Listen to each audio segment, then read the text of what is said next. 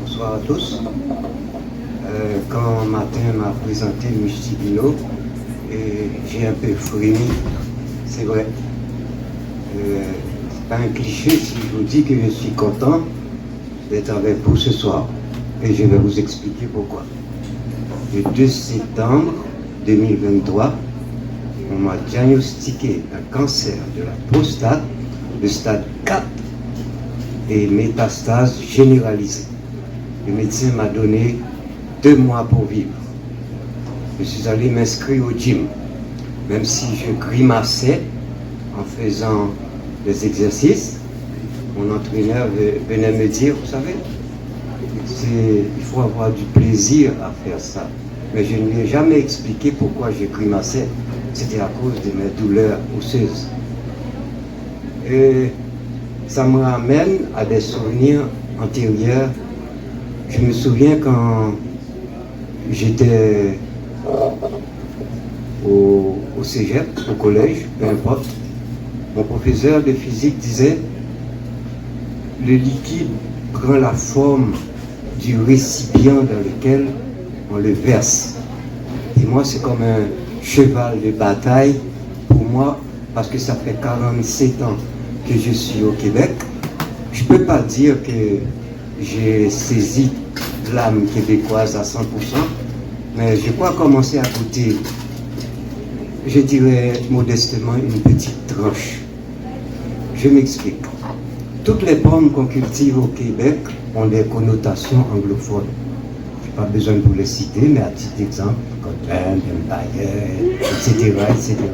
Et il y a un pomiculteur québécois qui a décidé de créer une pomme 100% québécoise. Ce n'est pas des histoires que je vous raconte. Le verger est à Mirabel, mais c'est un petit verger. Je l'explique comme ça, peut-être son volume de production ne lui permet pas de rentrer dans les grandes surfaces comme IGA, Maxi.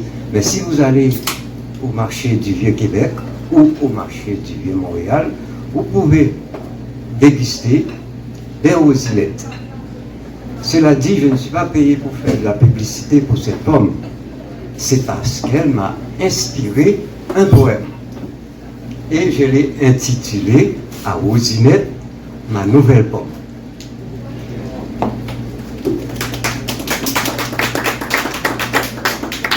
Le soir du lancement, à la librairie Le Port de Tête sur la rue Mont-Royal, tout le monde me disait « Enfin, Mich, tu vas nous présenter Rosinette. »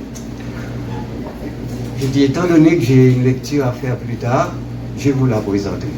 Et bien, en même temps, moi aussi, je vais vous la présenter, parce que tout le monde croyait que c'était une fille. Mais c'est une pomme que j'ai écrite comme une fille. Je suis d'accord avec celui qui a partagé tantôt, c'est ça que j'aime avec la poésie. Elle s'écrit, elle se dit, elle se chante et elle se vit. Je vais vous donner la poème.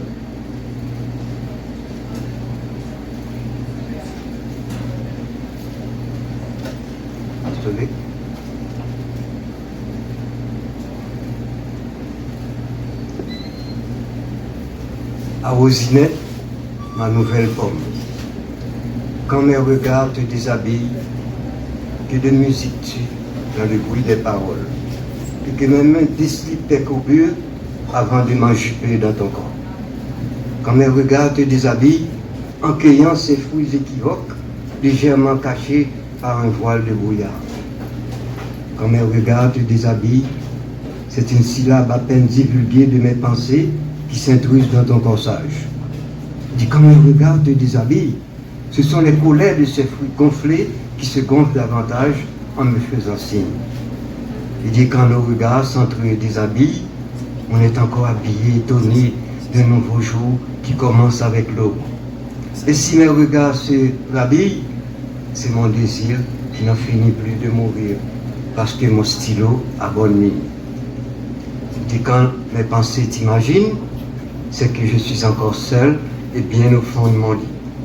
Quand on se réveille, c'est une larme qui s'échappe de ta joue et qui coule dans mon hypophyse, car notre nuit est déjà un souvenir.